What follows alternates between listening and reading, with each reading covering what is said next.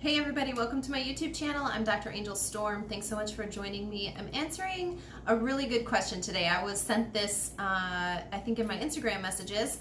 What steps can I take in order to maintain peace after I leave the narcissist? So I'm assuming that you have already separated from the narcissist, that you've already gone through, or at least are the majority of the way through, separating yourself and healing from the trauma bond and finding your own identity and all of that. And so what steps can you take after all of those things are done? I have so many videos on how to start the process of healing. So if that's what you meant, then you can check those out. And actually I have a whole course, a playlist on my YouTube channel. It's called the Life After Narcissism course, and it talks to you exactly about how to get started and things like that. So maintaining peace after you've gone through the process of separating from the narcissist and healing the trauma bond and finding your identity and things like that really have to do about setting healthy boundaries for yourself first. Boundaries only work when you have them for yourself first. I can't impose something on somebody else that I haven't already gone through, that I already haven't established in my life. And in fact, doing that, that's control, that's manipulation. And I talked a lot about how victims of narcissistic abuse can adapt a lot of the traits of the narcissist because one, they've been around it so much so that they just kind of adapt to it. And also number two is that they've seen the narcissist do it and have it work for the narcissist. They see that control and manipulation are working for the narcissist, and so they think that that will help them as well. Except that you're not a narcissist, and so it isn't going to work for you, and you're going to have an internal conflict going on, and that's going to create the opposite of peace. So if you want to maintain peace, you need to first recognize who you are, what stage of life you're in, the season of life that you're in, and what kind of boundaries you need to have in your life, both to support where you are now and where you're going. You need to be honest with yourself about where you are. If you're in the very early stages of healing, you need to have tighter boundaries than if you're completely healed. Because what you're going to be doing is essentially think of it as an open wound on your body. You wouldn't just be doing a bunch of playing rough sports or doing things that you know might cause more injury or trauma to that wound on your body that's still open. Similarly, mentally, emotionally, your soul is wounded right now, and your body is also being affected by that. So until everything has evened out, you need to really have tight boundaries around who you're around, what you're doing, where you're spending your time, where you're investing your emotional energy. All that stuff needs to be watched closely during this time until that wound is completely healed. So that's number one, is be aware of where you are now, and be honest with yourself about that. It's okay to say, I'm not where I want to be. You know, you don't have to have it all figured out right now. It's just that you just need to be honest and realistic. Like, this is where I am. I know that this isn't where I want to be, but I know that this is also where I am right now. Number two is to know where you want to be. In comparison to where you are now, where is it that you would like to be emotionally, mentally, financially, physically, relationally, in the future? And from there, you can start back planning and setting goals. These have to be measurable. These can't just be like, I want to be happy, because everybody has it, first of all, a different standard of what it would mean to be happy, and you really need to nail down what that would mean. Would that mean less stress at your work? Would that mean more solid friendships? Would that mean financial stability? It's up to your individual specific situation. And again, this has to do with seasons and also the overall status of your life.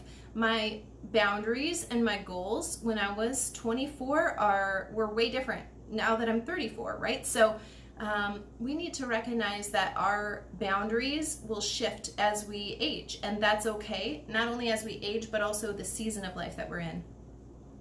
So at the beginning of the year, for example, I was still 34.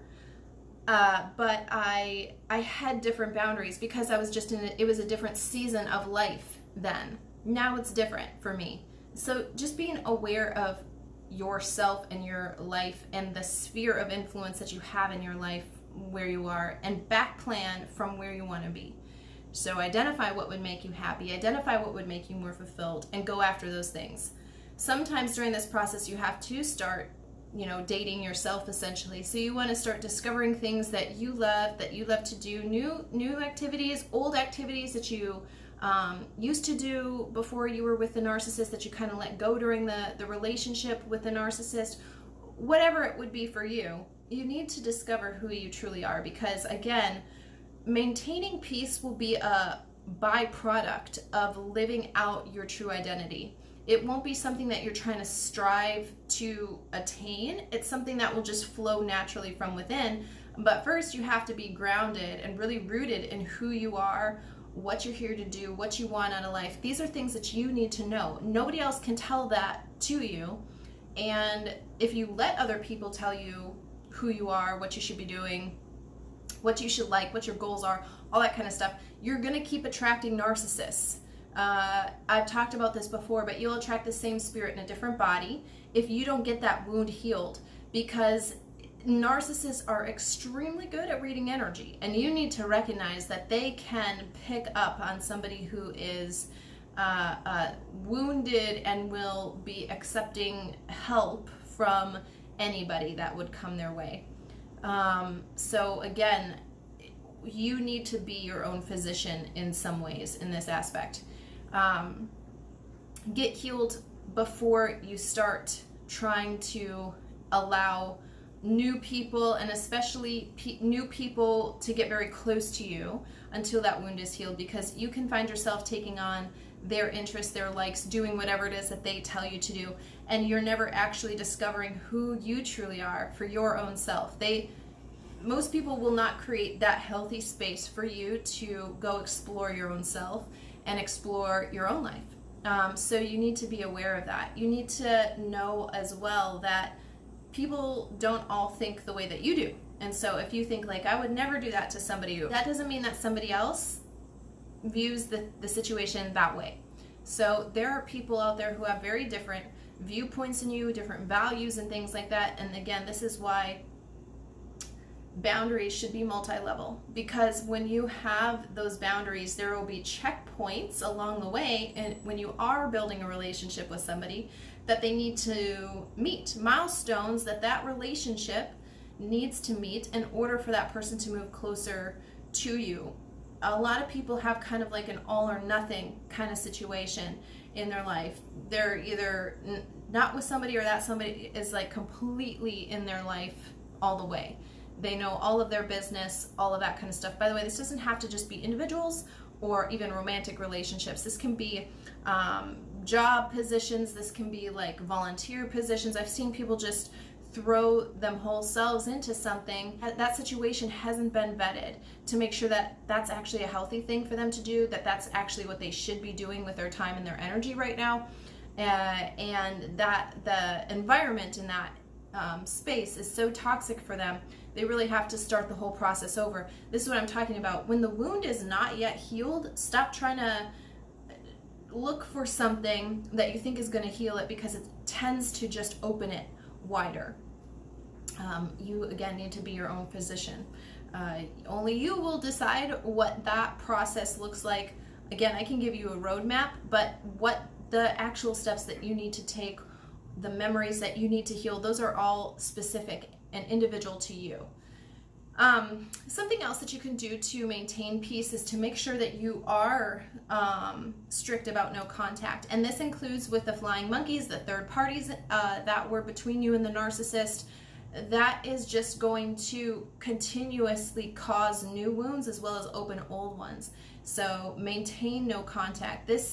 There's no reason for you to continue to have contact with the narcissist if at all possible. Like if you don't have children together, if you don't have a business together, if there's no shared mutual thing together, there's no reason for you to have contact with a narcissist. And no contact is going to be the healthiest thing that you can do because of the trauma bond. You need to allow yourself time to completely heal in every single way. Physically, emotionally, mentally, spiritually, biochemically. You need a chance to reset what your normal baseline is. And that will never happen as long as that trauma bond is active and producing the influence into all of those fields of your life that you're trying to heal. So be aware of, again, who you're in contact with. It might seem like it's rude to cut out, for example, the narcissist's family. Oh, there was nothing wrong with them. They were really kind. They were really nice, whatever. But actually, if you look at their habits, I bet you're going to find unhealthy traits that you've overlooked and you've called it their personality. So you'll find a lot of times that the narcissist will have one parent who's kind of passive and maybe one parent who's more probably like a narcissist. This is very common. And you'll feel bad for the passive parent. And so you'll say like, oh, but that person is so sweet. He's very, very quiet. He's very submissive, or she's genteel, whatever. You're going to make an excuse for that passive parent, and then you're just going to be like, well, if I cut one out, you can probably very clearly see that one of the parents is toxic, but you don't want to lump them both together, so then you default to the quiet one. But you're not actually seeing that that person is probably codependent. They probably have horrible communication skills, and at the very least, what they've done is overlook the horrible traits in their child. They've made excuses for those horrible traits. They've even blocked them from the punishment or the consequence of having those negative traits. They've actually shielded them and allowed them to continue in their narcissistic ways, and expecting other people to adapt the type of reaction that they've had, which is to just allow the narcissist to do what they want to do. So you need to recognize the situation for what it is, and not just make an excuse of like, oh, that person's so sweet, they would never do that kind of thing. When you look at it, they're probably very codependent. They have unhealthy traits that shouldn't be overlooked just because of their personality, just because of their personality trait of being quieter, of being shy, of being gentle. That is actually a mask, by the way. That isn't who they actually are. That is just how they feel they are allowed to express who they are. So it's very important, again, that you look at the whole picture, that you have a eyes wide open kind of approach to the situation of who you're letting in and the way that you're thinking about the situation. There has been so much focus on the narcissist, on making the narcissist happy, and what to do and what not to do in your life, that when it comes to creating peace for yourself, it can be very difficult for you to put your own needs first. It can be difficult for you to say, this is actually what I need, and I'm going to enforce what I need. And that's one of the main points that I'm trying to make here. Know yourself, know where you are in life, know what types of avenues that you need to take in order to get those things, and set up boundaries. Not just to keep bad things out, but to keep good things in. So if you want peace, those boundaries keep the peace in. It not only keeps the chaos out, it keeps the peace in.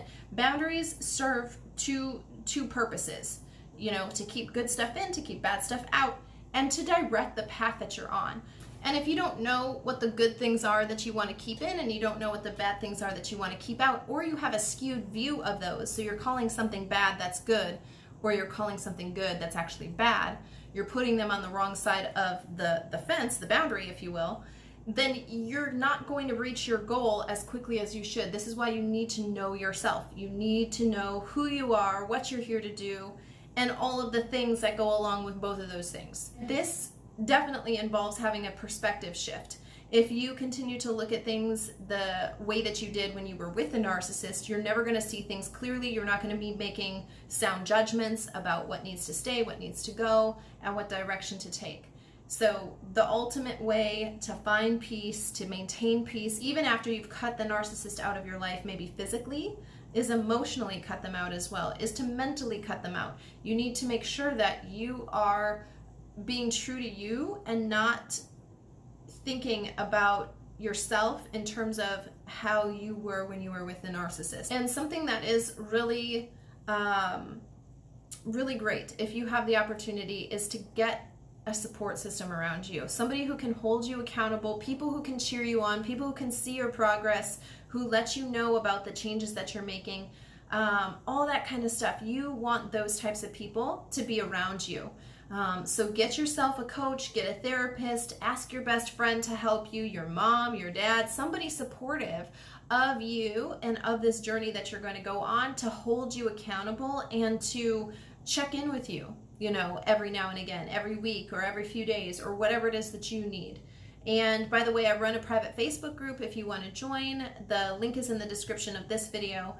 It's monitored and I monitor it my own self, and you guys can join to find people who are experiencing the same thing that you're going through. Sometimes it's a very, feels like a very isolating process, that you're all by yourself, that there's nobody else who's experienced what you're going through, but that's just not true.